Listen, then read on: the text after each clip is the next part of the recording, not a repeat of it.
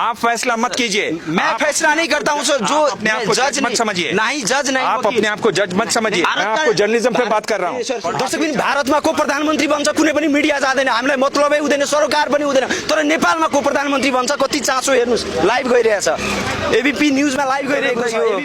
बालुवाटारबाट सिधै बालकोटको यात्रा कसरी तय भयो?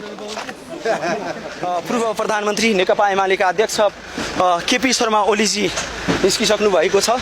शीर्ष नेताहरू अहिले दौडमा छन्। राष्ट्रिय स्वतन्त्र पार्टीका अध्यक्ष रवि लामिछाने यो गाडीमा पछि जाँदै हुनुहुन्छ। नेकपा माओवादी केंद्र का अध्यक्ष पुष्पकमल दाहाल प्रचंड को प्रधानमंत्री के रूप में प्रस्तुत करने का सहमति हुआ। मैं ये बता रहा हूँ, आप लोग जब बोले सर कि गौतम बुद्ध का जन्म भारत में हुआ, तब उन्होंने बोला कि राम का जन्म इधर हुआ।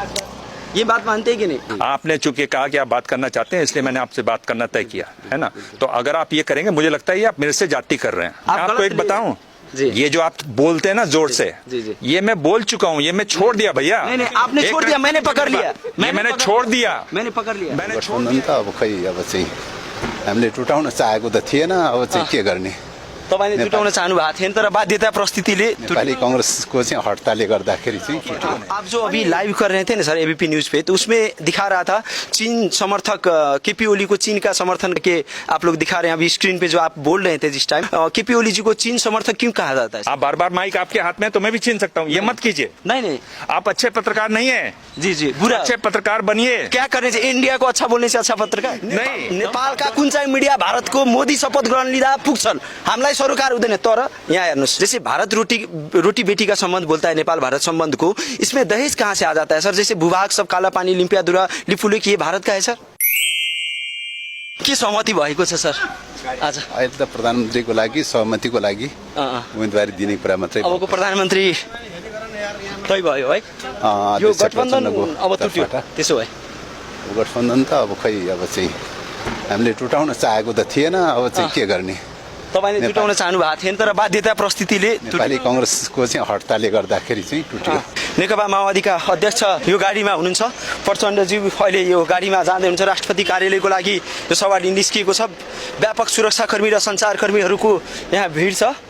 यो गाडी भनेको पूर्व प्रधानमन्त्री नेकपा एमालेका अध्यक्ष केपी शर्मा ओलीजी निस्किसक्नु भएको छ। शीर्ष नेताहरू अहिले दौडमा छन्। हामी यो दृश्यहरू देखाउँ। राष्ट्रिय स्वतन्त्र पार्टीका अध्यक्ष रवि लामिछाने यो गाडीमा पछि जाँदै हुनुहुन्छ। त्यसो भए आजबाट गठबन्धन टुट्यो। अब गठबन्धन नटुटिकन नेकपा एमाले कुनै प्रक्रियामा भाग नलिने निर्णय उहिले गरेका थियो। टुटेका कारणले हामी प्रक्रियामा सामेल भएको छौँ। एउटा कुरा, यो बालुवाटारबाट सिधै बालकोटको यात्रा कसरी तय भयो? अहिले हाम्रा लागि चाहिँ सत्ता होइन, राष्ट्रिय समस्याको समाधानको प्रधान प्रश्न थियो। गठबन्धनबाट मुलुकका राष्ट्रिय समस्याहरूको समाधान हुन सक्दैन भन्ने हाम्रो निष्कर्ष हो र हामी नयाँ जुन प्रकारको चाहिँ सहकारीको प्रक्रिया सुरु भएको छ, यसका माध्यमबाट राष्ट्रिय समस्या समाधानका लागि पहल कदमी लिन्छौँ। त्यसै गरी हामी हेर्न सकिरहेका छौँ भारतका चर्चित पत्रकार दिवाङ अहिले एबीपी न्यूजबाट लाइभ गर्दै हुनुहुन्छ र शङ्कर पोखरेलजीसँग उहाँ अन्तर्वार्ता लिँदै हुनुहुन्छ। उहाँ भारतका वरिष्ठ सञ्चारकर्मी पनि हुनुहुन्छ। 166 सांसदों का समर्थन वाला राजनीतिक दल के साथ में नेकपा माओवादी केंद्र का अध्यक्ष पुष्पकमल दाहाल प्रचंड को प्रधानमंत्री के रूप में प्रस्तुत करने का सहमति हुआ। उसी आधार पर राजनीतिक दल के नेता लोग सम्माननीय राष्ट्रपति समक्ष अपने दावी प्रस्तुत करने के लिए गए। भारतीय वरिष्ठ पत्रकार दिवाङ अहिले प्रश्न गर्नुभयो, भारतप्रतिको दृष्टिकोण के हुनेछ? सरकार बनेको छैन, सरकार बन्न अहिले बाँकी नै छ, तर भारतप्रतिको दृष्टिकोण पहिले सोधिहाल्नुभयो। अब उहाँसँग म केही प्रश्नहरू सोध्छु।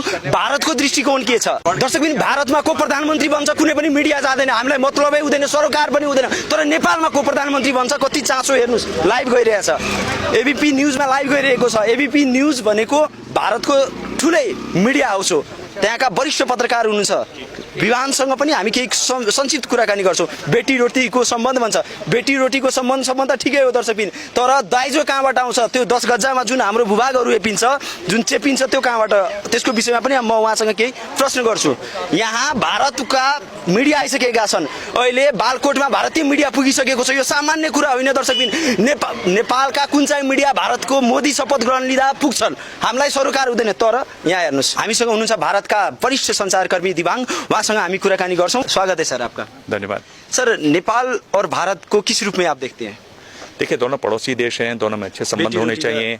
और अगर आप देखें तो नेपाल भारत के लिए बहुत महत्वपूर्ण इसलिए भी है क्योंकि चीन और भारत के बीच में नेपाल है। तो आप जो अभी लाइव कर रहे थे ना सर एबीपी न्यूज पे, तो उसमें दिखा रहा था चीन समर्थक केपी ओली को चीन का समर्थन के आप लोग दिखा रहे हैं अभी स्क्रीन पे जो आप बोल रहे थे जिस टाइम। केपी ओली जी को चीन समर्थक क्यों कहा जाता है सर? हाँ, इसकी एक बड़ी लंबी भूमिका है और भारत का जो मीडिया है उसमें इस तरह की बात कहें, मैं देख नहीं पाया कि मैं तो लाइव में था। ये गलत चीज है सर, मैंने अभी देखा सर। अगर आप जी देखिए, अगर आप ये ठहराना चाहते हैं कि मैं गलत हूँ, आप गलत नहीं है सर, उसमें जो दिखा आ रहा था वो गलत था।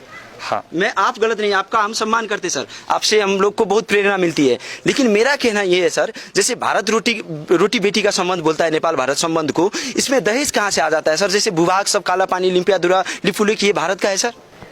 देखिए, दो चीजें टेलीविजन में, एक तो आप अपनी बात मेरे मुंह में डालें और मैं हाँ पे हाँ कहता जाऊं, या आप मुझे भी बात कहने का मौका दें।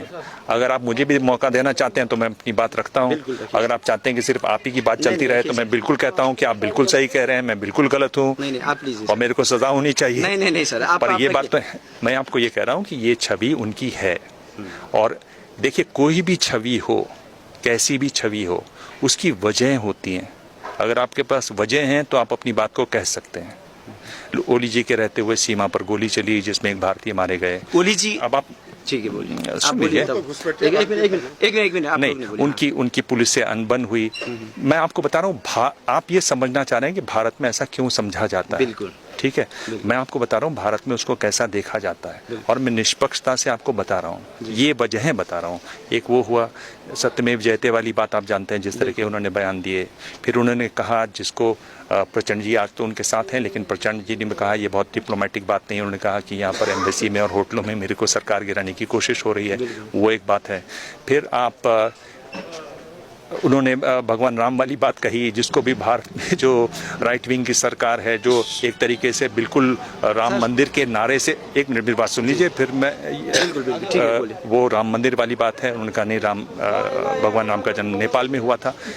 मैं ये बता रहा हूँ, आप लोग जब बोले सर कि गौतम बुद्ध का जन्म भारत में हुआ, तब उन्होंने बोला कि राम का जन्म इधर हुआ। ये बात मानते हैं कि नहीं? मैं आपको ये बता रहा हूँ, देखिए मैं आपको ये बता रहा हूँ कि आम लोग उसको कैसे परसीव करते हैं, क्या क्या वजह हैं। अगर आप वजह जानना चाहें तो मैं बता सकता हूँ कि ये वजह है कि ऐसा उनको देखा जाता है। इस समय वो एक बहुत महत्वपूर्ण भूमिका में है, किंग मेकर की भूमिका में है। और ऐसा किंग मेकर है जिसका साइज बहुत बड़ा है। नॉर्मली जो किंग मेकर होते हैं वो गठबंधनों में वो बहुत कम उनकी सीटें होती हैं। यहाँ इस किंग मेकर की सबसे ज़्यादा सीटें हैं, उसके बावजूद भी अगर वो बाहर रह के काम कर रहे हैं तो वो बहुत महत्वपूर्ण भूमिका में है।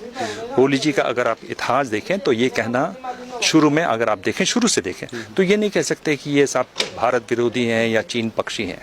उनकी राजनीति, लेकिन आपका मीडिया अभी दिखा रहा था सर, अभी जस्ट हमने देखा सर, अभी जस्ट आप जो बड़ा गलत कर रहा था जी। ये वही तो आप नहीं, मैं ये नहीं सुनना चाह रहा था, मैं देख रहा था सर। एक बात बताइए सर, काला पानी लिम्पियाधुरा लिपुलेख नेपाल का है या नहीं? आप बताइए कि आप एक पत्रकार हैं सर, हम भी एक पत्रकार हैं। देखिए, आप ऐसा है, आप अगर मुझे ये कहें कि बंदूक रख के बोलें कि आप हाँ बोलिए, नहीं तो मैं अभी फोन काटता हूँ। नहीं, आपका विचार क्या है सर? आपका धारणा हम ले रहे हैं सर। मैं आपसे पूछ रहा हूँ, इस पर विवाद है कि नहीं? इस पर विवाद था कि नहीं? इस पर कोई विवाद नहीं था, कभी भी कोई विवाद नहीं था। भारत के पक्ष द्वारा एक बात बताइए, मैंने अपने कैमरा पर दिखाया है, नेपाली जो जहाँ पे हाईवे है ना सर, नेपाल का हाईवे, नेशनल हाईवे, उसको तो भारत ने क्या दिखा दिया है, गूगल पर आप अभी हम यहाँ पे दिखा सकते हैं, उसको भारत का नक्शा में गाँव दिया है, उसको बोलता है ये भी भारत का है हाईवे भी। देखिए, आप एसटीपी पर हैं, एसटीपी के लोग इसको देख रहे होंगे। मेरे ख्याल से ये जो मुद्दे हैं, ये आप सड़क पे खड़े होकर ये नहीं कह सकते कि है या नहीं है। जानता है आप जहाँ मिलेंगे सर। एक मिनट मेरी बात सुन लीजिए, है ना।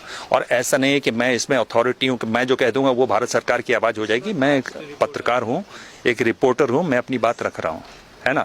आपने चूंकि कहा कि आप बात करना चाहते हैं, इसलिए मैंने आपसे बात करना तय किया, है ना। तो अगर आप ये करेंगे, मुझे लगता है ये आप मेरे से जाति कर रहे हैं। आपको एक बताऊं, ये जो आप बोलते हैं ना जोर से, ये मैं बोल चुका हूँ, ये मैं छोड़ दिया भैया। नहीं आपने छोड़ दिया, मैंने पकड़ लिया, मैंने छोड़ दिया, मैंने पकड़ लिया, मैंने छोड़ दिया। ये आप दूसरे को बोलने नहीं देते, और अगर आप बोलने नहीं देंगे तो लोगों को नहीं पता चलेगा। आप फैसला मत कीजिए। मैं फैसला नहीं करता हूँ सर, जो अपने आप को जज मत समझिए। नहीं जज नहीं, आप अपने आप को जज मत समझिए। आप सिर्फ एक पत्रकार हैं, आपका काम है दोनों पक्षों को साफ बताना। बिल्कुल, लोगों का काम है तय करना कि कौन क्या है। भारत को छोड़ दीजिए सर, मैं आपको